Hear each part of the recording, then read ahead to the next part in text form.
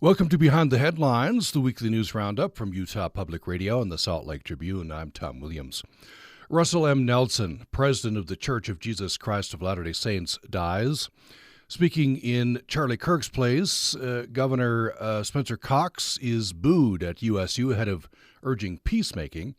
And a prominent Utah LGBTQ plus organization sees an exodus of therapists. Later in the program, we'll be talking with culture and music reporter Palak Jaiswal and senior religion reporter Peggy Fletcher-Stack. Right now, we bring in Salt Lake Tribune State Watch reporter Emily Anderson-Stern. Emily, thanks for joining us. Thanks for having me, Tom. Appreciate it. Your story this week talked about a Turning Point USA event in Logan on the campus of Utah State University.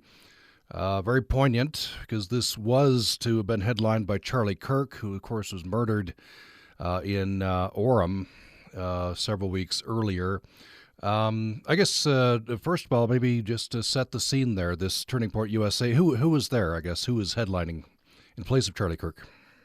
Right. So, just to go back a bit, after Charlie Kirk was killed, his wife, Erica Kirk, she has since taken over the organization he co-founded, Turning Point USA. And she had said, this tour will continue.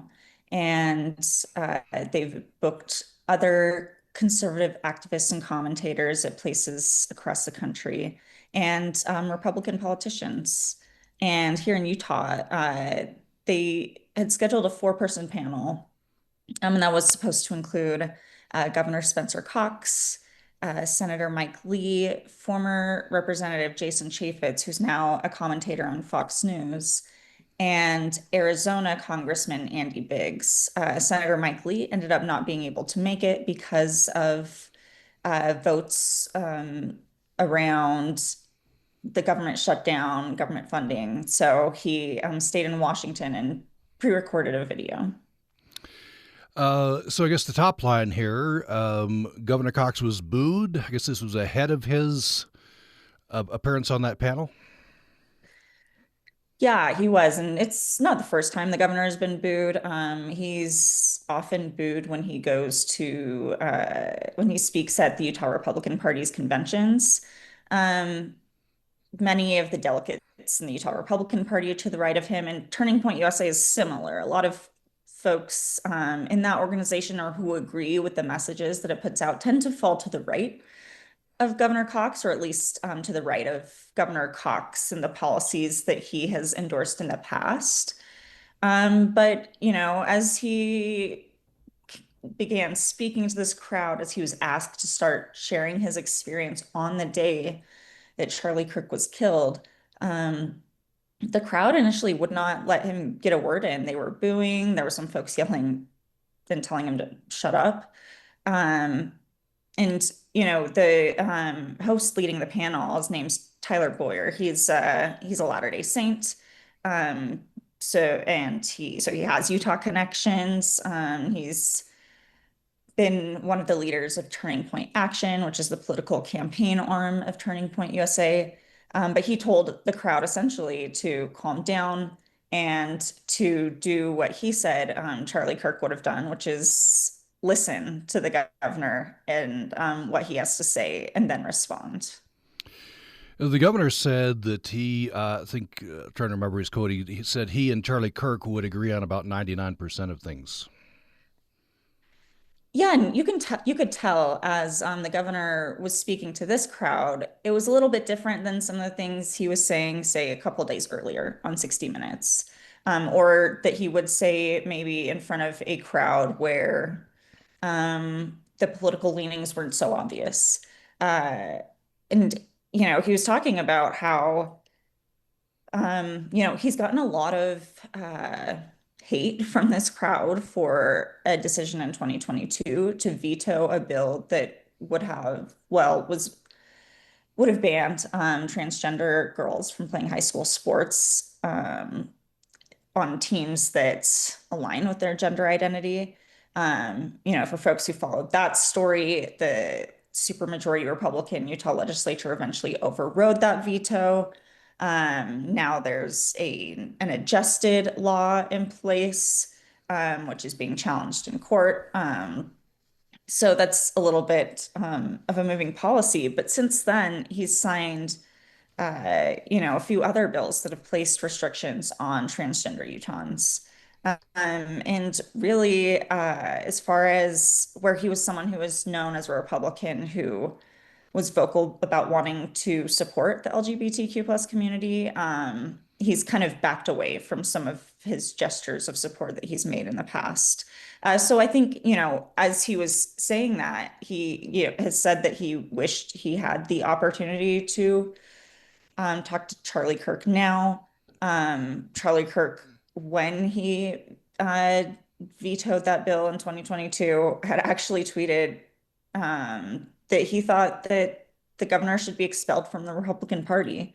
But Governor Cox said he wished he could talk to Charlie Kirk, and he feels like they would have different feelings about each other now, and that they would agree on most things. One thing that jumped out at me among a lot of remarks from the governor and others, of course, we're talking about that as well. The governor seemed to blame one side, seemed to blame the left for inflaming rhetoric. Right. And he said that he, sees a lot of this political violence being caused by one main thing, and that's when people perceive speech as being violent. And so, he said that that comes from the left, right? When people on the left will call out prejudicial remarks and say that they're harmful, say, that they lead to policies that harm communities, um, and portray that as violence. He says that will lead to people seeing violence itself as speech. So, for example, seeing, the killing of Charlie Kirk is justified because they see it as a form of speech. And he said that he only sees that coming from the left side of the political spectrum.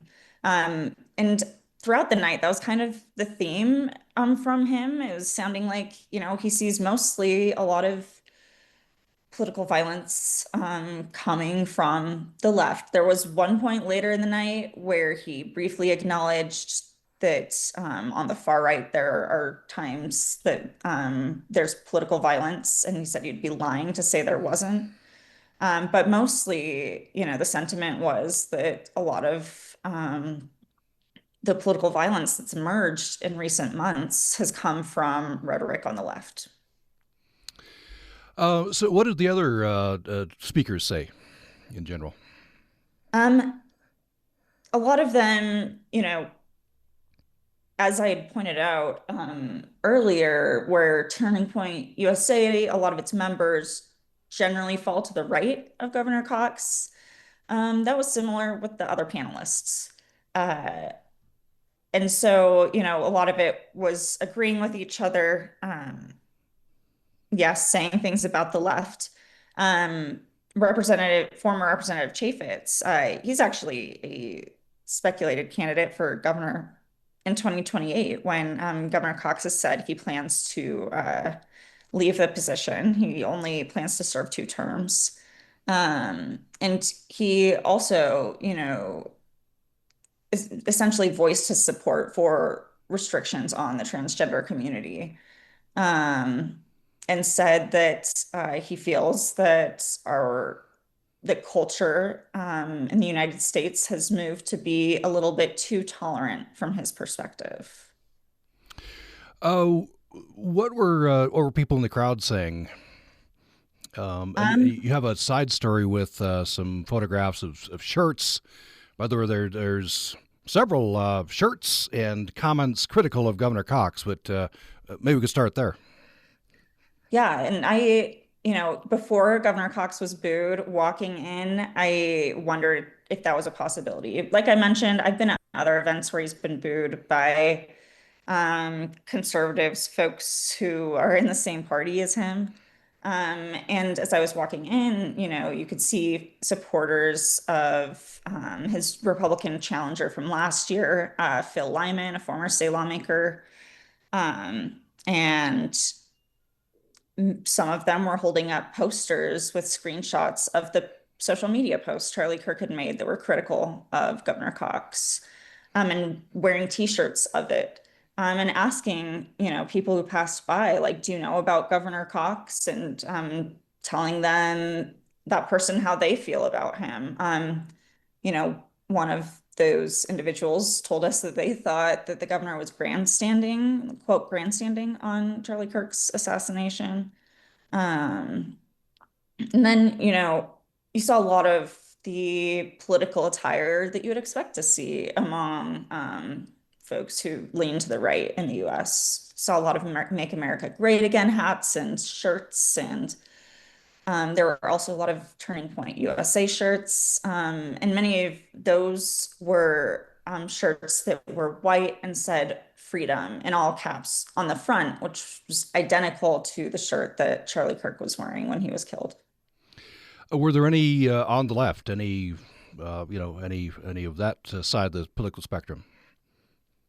Um, there were not any that I really observed, besides maybe some students who walked past the line of folks who were waiting to get in. But it was a ticketed event. There were warnings to those who went not to disturb it, not to have any disturbances. People couldn't bring in like posters and items like that if they were going to protest or voice their opposition. Um, but ahead of the event, there were some Utah State students critical of it, and speaking out against it. And, it wasn't all for the opposition to it on Utah State's campus wasn't entirely just based on politics. After what happened at Utah Valley University, there were students who were saying that they felt unsafe to have that event continue on their campus. It's This is something I learned from this series of stories. There was at least one gentleman carrying the old Utah State flag.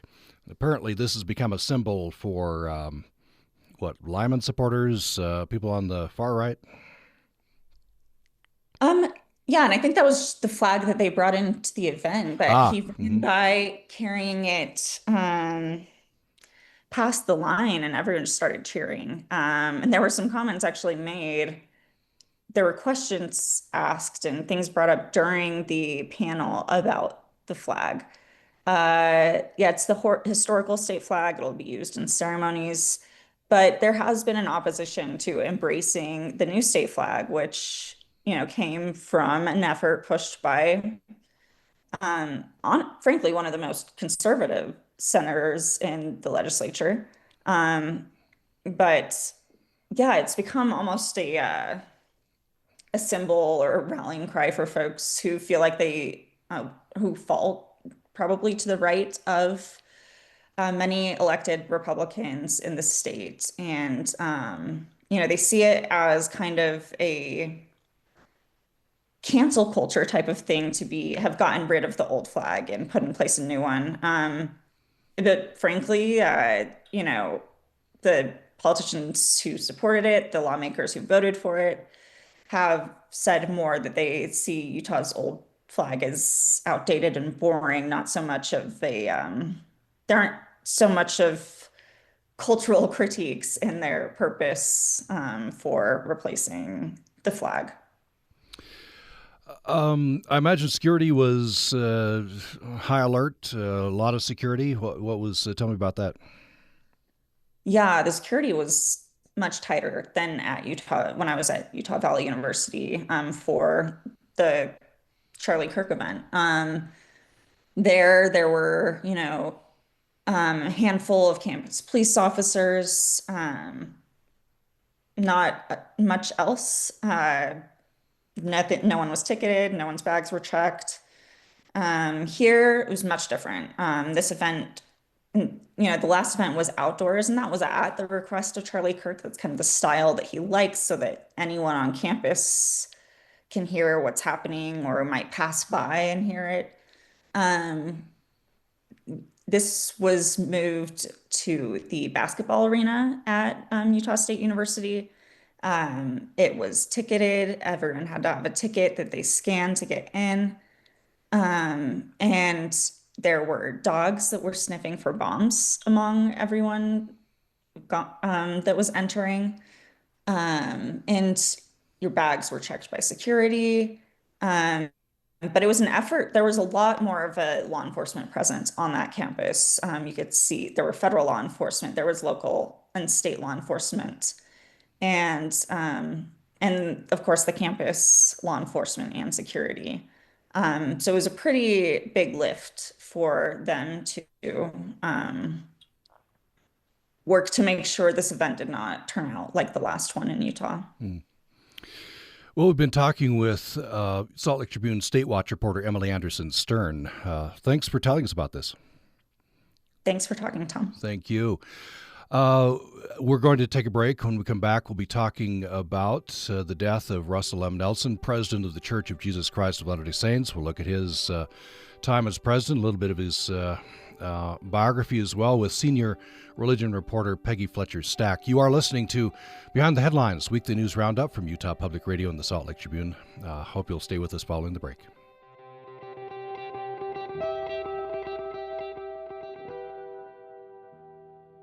You're listening to Behind the Headlines, the weekly news roundup from Utah Public Radio and the Salt Lake Tribune.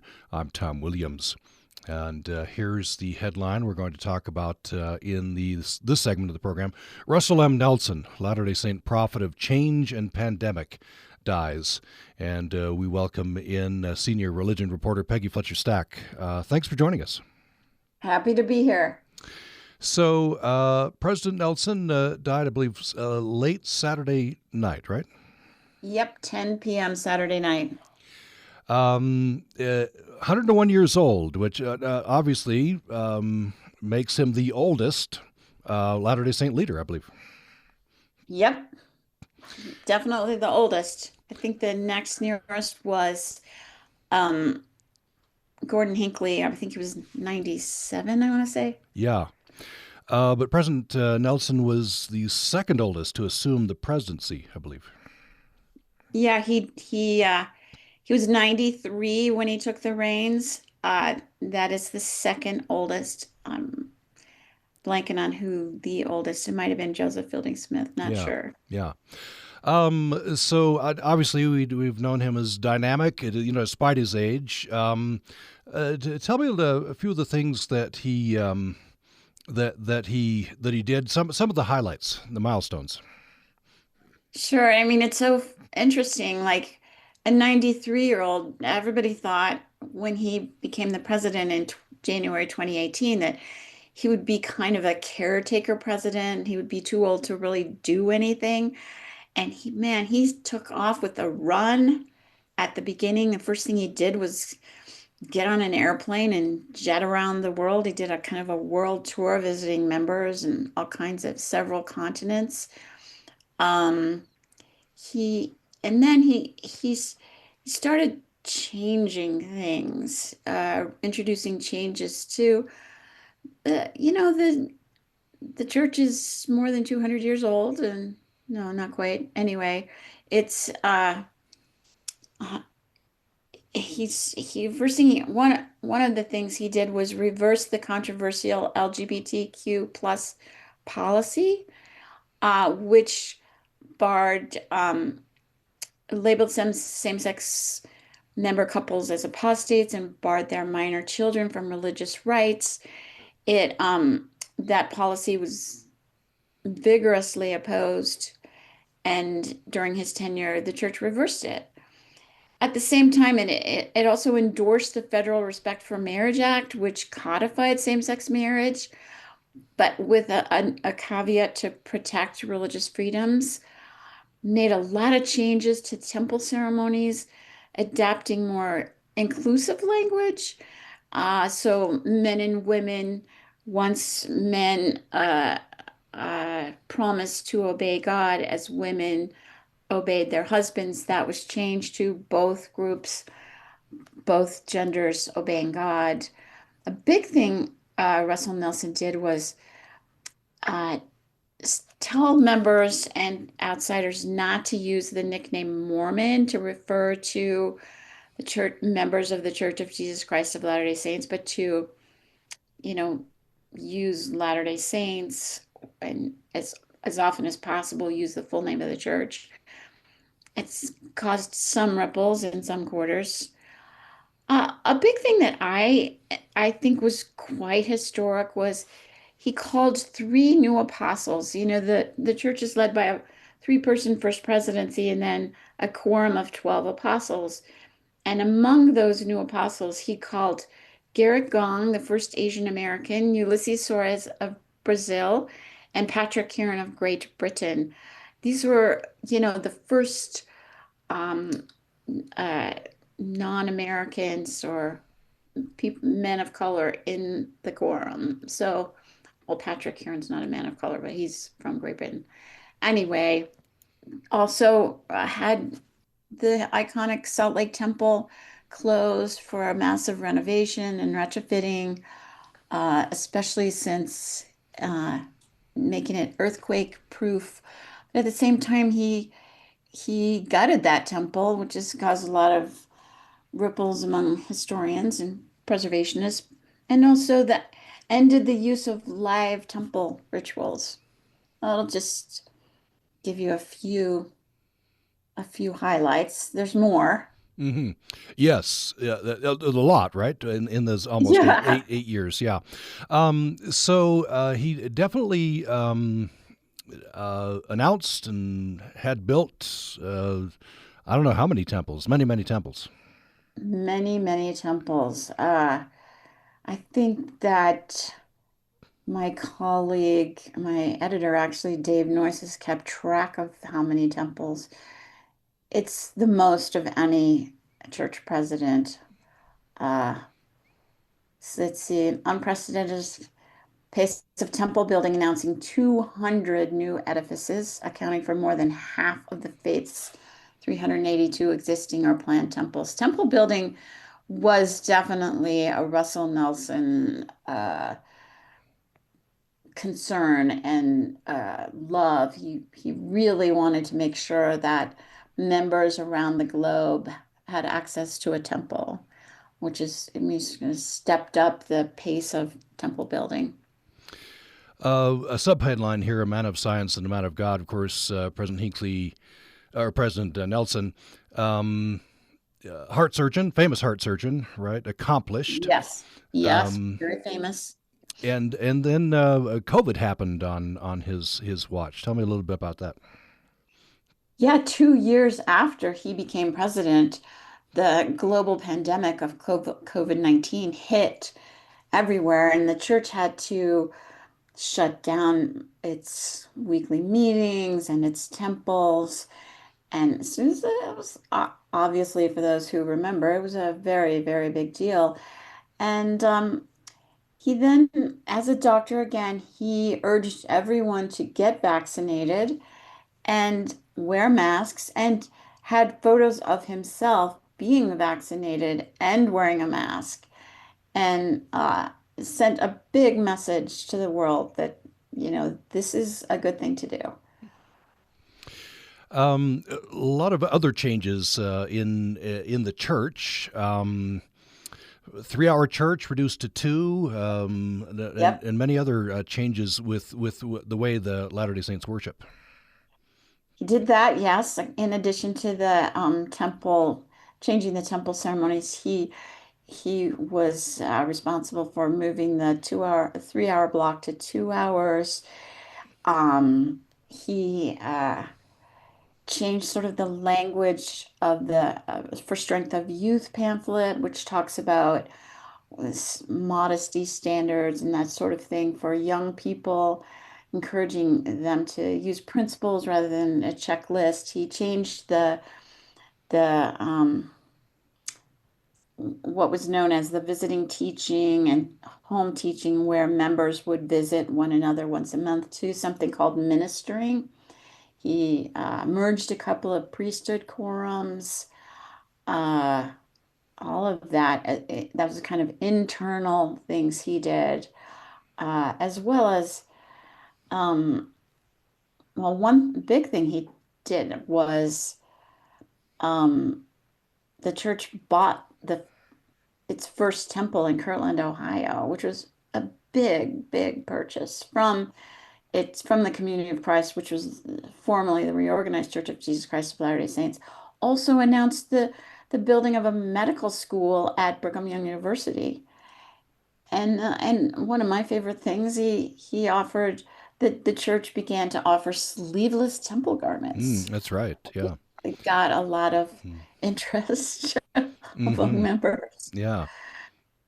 President Nelson reached across potential racial divides as well. That was a push of his. It was a big push of his. The church had a long-standing exclusion of black men from the priesthood and black men and women from its temple rituals. That ended in 1978, but there's still been lingering racism among members or perception. And President Nelson reached out to leaders of the NAACP and met with them, began to have a collaboration, and really urged members to not be racist and to um, love and connect with people of other races and faiths. It was a very visible change. Let's maybe treat just a couple things from his biography. It's 101 years. Yeah. We'd be talking for several hours to get the whole thing in. But so he married his first wife, Dan Soul, or they had 9 daughters and one son. Right, right. Uh, and Totally true. yeah, Dansel died. And then the year following, he was an apostle at this point. Married Wendy Watson, who was quite prominent in her own right at that point. Right. I think she was a therapist, I think. Anyway, yeah, she's been by his side this whole time of his presidency.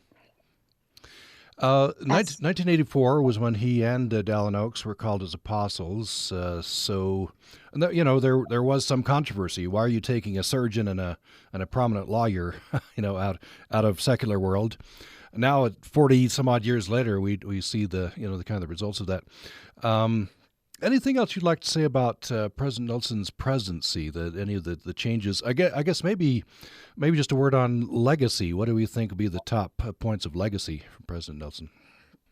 I think most people will see his legacy as largely being about the temple building project and really celebrating the church as a global faith. I think that began with other presidents, but President Nelson really with his first trip and then the temple building, I would argue that I would say that globalization, internationalization, and the temple building are probably his biggest legacies. But some of these other things we've talked about as well, the more gender equity in temple ceremonies, and his certainly the weekly changes in services.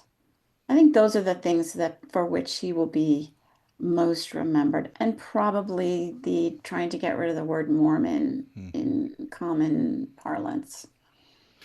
There's one more thing I maybe want to bring out here that you've included in your stories here.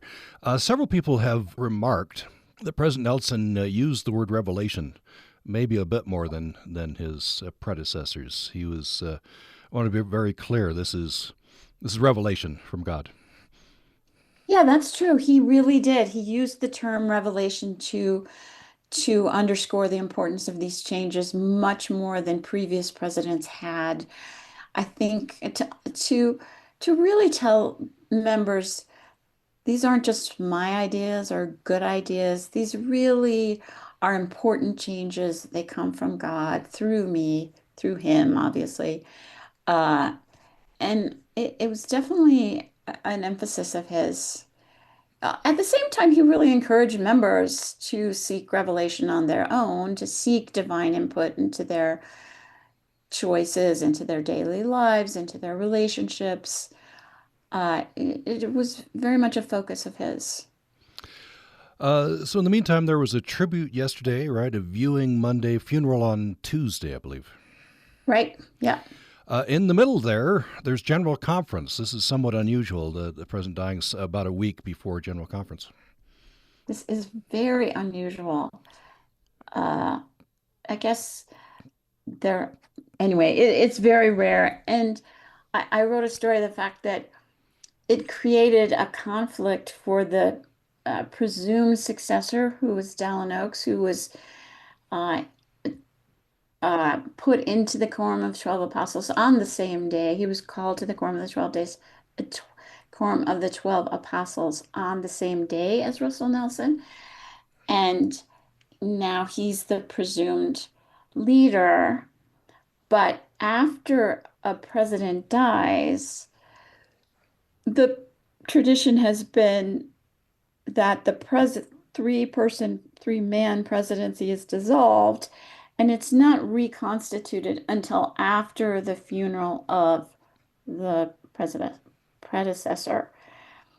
In this case, it and then usually announced, endorsed, whatever, and sustained at the up next general conference. In this case, it happened too fast. And so the future President Oaks had to choose between, do I wait till after the funeral, or do we have a general conference without a reconstituted first presidency? And he couldn't do both of those things.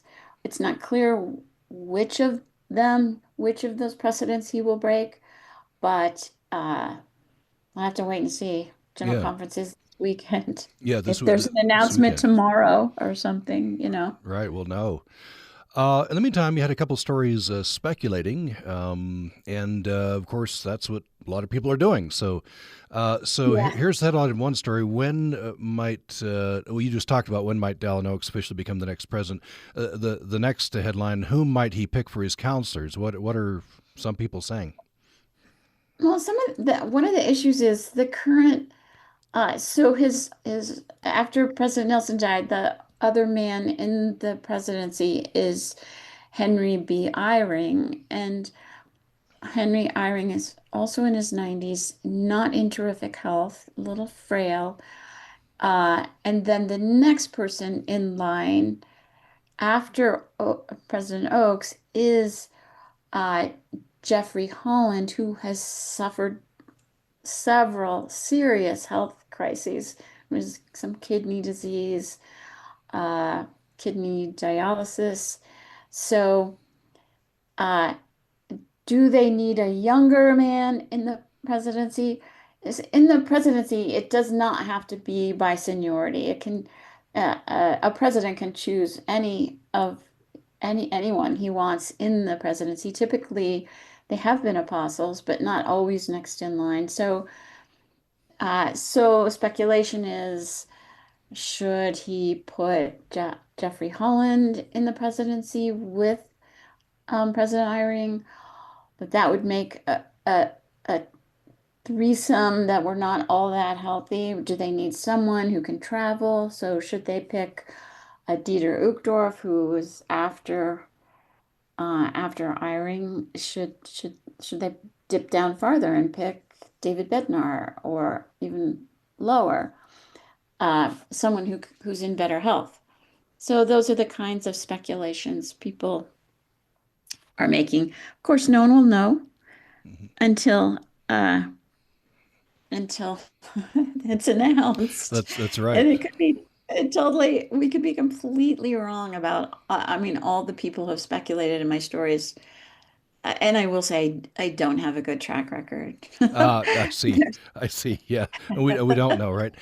Finally, No. you had a story. You reached out to several people to speculate who Dallin Oaks might select as the next apostle. I guess there was several people were saying that they might follow President Nelson, pick somebody diverse, but again, we don't know. Who are some names being floated? Well, it does seem like the two places that are typically the pool, or in the last years have been the pool for the new apostles, have been a quorum called the Seven Presidents of 70. And the the top of that is again a man named Carl Cook. He spoke at the tribute to President Nelson yesterday. And then the other quorum that often has people have been plucked into the to made an apostle is the presiding bishop who oversees the church's financial holdings, their land, the buildings, the temples. And currently that person is uh, Gerald, Gerald Cosset, who's French. I'm sure I'm not saying his name right. Um, he he might be a really good candidate. But again, they don't have to pick from either of those quorums. There's some, you know, obviously neither President Nelson nor President Oaks were apostles at the time. Uh, I mean, they were apostles when they became president, but they were not in either of those quorums when they became apostles, is what I'm trying to say. So, and David Bednar was also picked. He was the president of BYU Idaho. So Jeffrey Holland, those are interesting choices. So Well, that's the part where speculation is fun because it's not just automatic. right. Yeah, and we'll find out soon enough. Well, we've been talking in this part of the program with Salt Lake Tribune senior religion reporter Peggy Fletcher Stack. And following a break, we'll continue with Behind the Headlines, the weekly news roundup from Utah Public Radio and the Salt Lake Tribune. We'll be talking with culture and music reporter Palak Jaiswal, here's the headline: a prominent Utah LGBTQ plus organization sees an exodus of therapists. Peggy Fletcher Stack, thank you so much for taking the time. Always a pleasure. You're listening to Behind the Headlines, the weekly news roundup from Utah Public Radio and the Salt Lake Tribune. I'm Tom Williams. Here's the headline we're going to talk about in this segment. A prominent Utah LGBTQ plus organization sees an exodus of therapists. We're going to bring in Salt Lake Tribune culture and music reporter Palak Jaiswal. Palak, thanks so much for joining us. Thanks for having me, Tom. Appreciate you taking the time. So we're talking about which organization? We are talking about Encircle is an organization founded in 2016 to support Utah's LGBTQ youths and their family. They do this by providing resources, and they have these safe spaces to gather in a variety of Utah cities. They're called homes, and they have one in Provo, Salt Lake, St. George, Heber, and now Ogden. So Encircle, so they have these homes, I guess safe places. They also provide therapists? Yes. So one of the kind of resources that I mentioned earlier that Encircle has been providing is therapy for youth and sometimes their families, I think. And what happened here in this case is around mid-March, it lasted around 10 weeks. 7 of Encircle's 9 therapists across the organization, across the houses, I should say, left the organization, either by way of layoffs or by resignation. Now, currently, Encircle has of those original therapists that remain with the organization, but they've also since hired some new interns and other kind of therapist specialists. And so now they have 7, but it was almost a near turnover of the entire department. And kind of what prompted this turnover is Encircle changed how the clinician's workload was handled. Yeah, so how so? Tell me about that. Yes, so Encircle told me, over the past couple of years, they have been looking at how they run their therapy program internally. Now, this, included a whole look at, their billing agency, how they run the therapy department and stuff like that. And part of this kind of internal look at the department was asking clinicians to get to a certain number of cases per week. In this case, they asked the team to get to 25 cases per week, per therapist. And a lot of these therapists who have left, I talked to 3 of them for this story. They told me that they felt like that was an unattainable workload and that they couldn't hit it. And so they decided to leave, or they were laid off.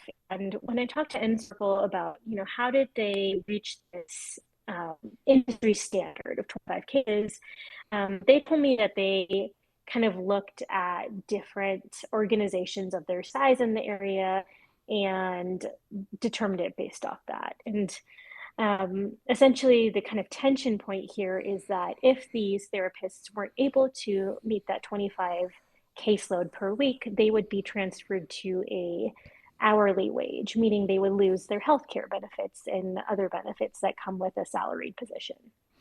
So 7 of them, I guess, have left. Is that the case? And Encircle has hired 5, so a net loss of 2.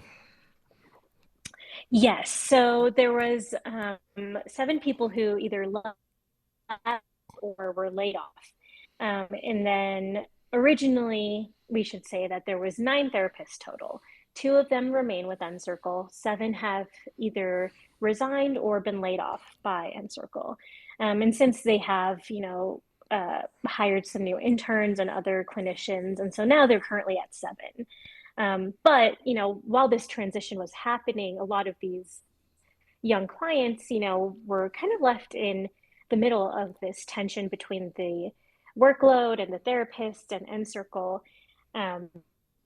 Encircle didn't give me an exact number of how many clients would have been affected by this. They did say that, all the clients were either transferred to a new therapist or they followed their therapist who left Encircle. So it's a kind of a industry tension point, but some of these young individuals were caught in the middle. This is a particularly vulnerable group, right? LGBTQ plus youth. Tell me, you had some statistics from the Trevor Project in your story. Tell me about this. Yeah. The Trevor Project does an annual kind of mental health look at each of the 50 states for LGBTQ youth.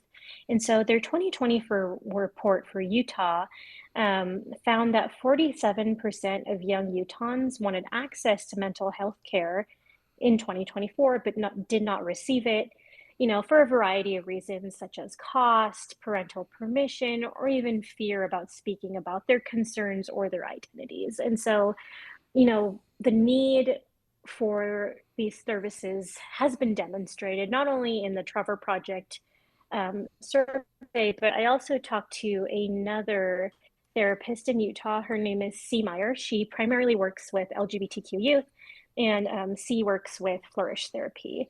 And C told me a little bit about how destabilizing, some of these changes can be, particularly for young clients, since they have, quote, a really hard time trusting people.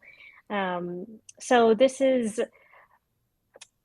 it's a interesting kind of tension point between these therapists and Encircle, who at the end of the day, want to serve clients, but weren't able to because of this new introduction of this workload standard. So do we, presumably Encircle feels like they're on a better financial footing with the new program going forward? Yeah, they didn't explicitly say that to me, but Callie Birdsall Chambers, who I spoke to, that represented Encircle in the story, she said that these changes were made to provide stabilization for the organization and to make sure they're sustainable financially. Now, I don't know if those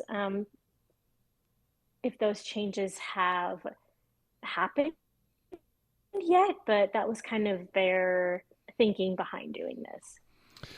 So that the survey from the Trevor Project that you cited, it's several reasons why young people maybe don't get the therapy. I guess cost would be one of the factors, and there would be others.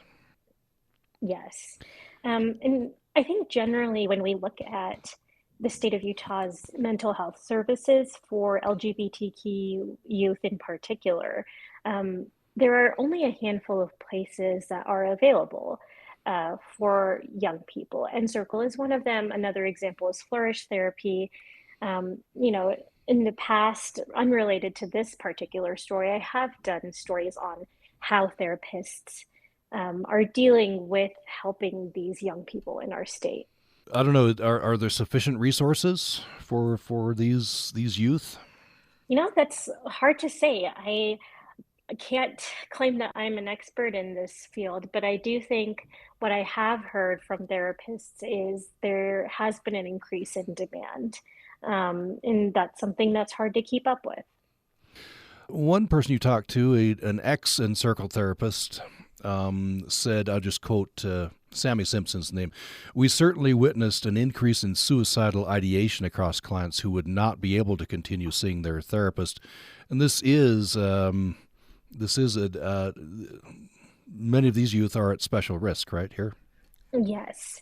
I don't think these particular statistics made the final version of the story, but I linked to the Trevor Project report in my story where people can find these statistics. But 42% of LGBTQ plus young people in Utah seriously considered suicide in the past year. Again, that report was conducted in 2024. So what Sammy is saying, really applies to this certain situation. I think Sammy is speaking especially on behalf of the patients between these three therapists who have left. But even if you kind of take this particular case with Uncircle out, there is a need in this state for mental health services for these youth. Well, thank you for telling us about this, Palik Jaiswal. We just have a couple minutes here. You went to FanX, right? Talked to some people. I did go to FanX. give me. You wrote a couple, 2 or 3 stories on this. Give me 2 minutes on what stood out to you from FanX. FanX is always so chaotic and so fun to cover. This year, one of the interesting stories that came out of it was the convention took a stand on AI-generated art. They asked everyone who sells goods on their vendor floors to not sell AI-generated art. And so that's kind of a big topic in the fandom world right now about supporting, artists who actually draw the work and don't just put a prompt into an AI generator. So I was able to talk to Tony Santiago, who has been going to FanX for years and years about this, and he hand draws some amazing character art of superheroes and Taylor Swift and Harry Potter. And he talked a little bit about how he felt about a convention taking a stand on that.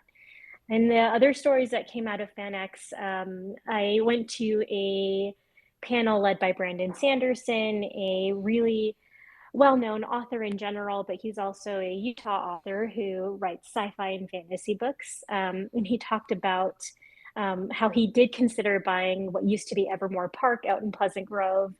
I also went to a Lord of the Rings panel where, some of the stars kind of credited the fans for keeping the series alive all these years. And then the last story I did was about a panel where Mei Hong was speaking. Mei Hong is voice of a animated character in a new Netflix film called K-pop Demon Hunters. That film is Netflix's most watched movie ever, and that was fun. Mei Hong didn't take any questions from the crowd, and she was a couple minutes late to the panel, so they played the soundtrack of this film, and the crowd was just filled with all these young children just screaming their heart out to this viral movie that's going on. So that was what happened at FanX this year. All right. Well, thanks for telling us about that. We've been talking on this segment of of Behind the Headlines with Salt Lake Tribune's culture and music reporter Palik Jaiswal. You have been listening to Behind the Headlines, weekly news roundup from Utah Public Radio and the Salt Lake Tribune. Pelek, thanks so much for joining us. Yeah, thank you for having me. Thank you. And hope you'll join me, Tom Williams, for Behind the Headlines next time.